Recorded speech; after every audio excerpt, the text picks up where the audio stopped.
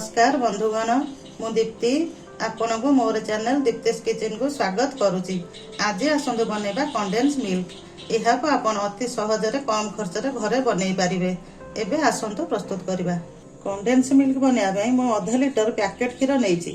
आपण एई भली पैकेट क्षीर नै पारिबे, नहले जेकोसी क्रीम युक्त क्षीर मध्य नै पारिबे।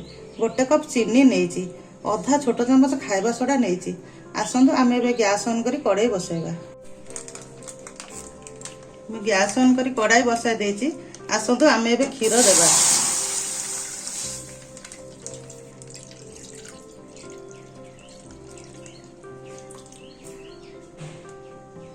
गैस रो फ्लेम हाई रे रखी आमे याको फुटिबा को किछि समय छाडी देबा।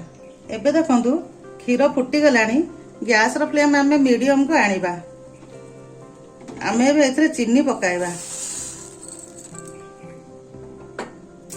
कंटिन्यूअस चलेबा।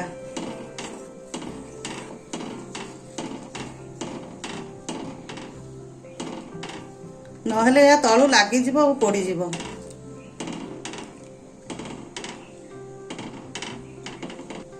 आमे एबे एथरे खाइबा सोडा पकाइबा।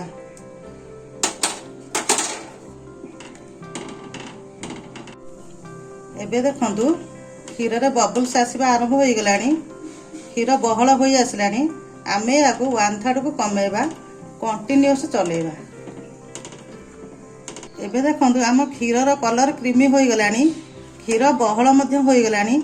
आमे याको अधिक बहल करिबा नाही, परे एहा बहल होई जिवो। एथरा प्रस्तुत होई गला आपनकर कंडेन्स मिल्क। आपण याको खीरी, हलवा, केक और मिठा तैयार व्यवहार करि परिबे।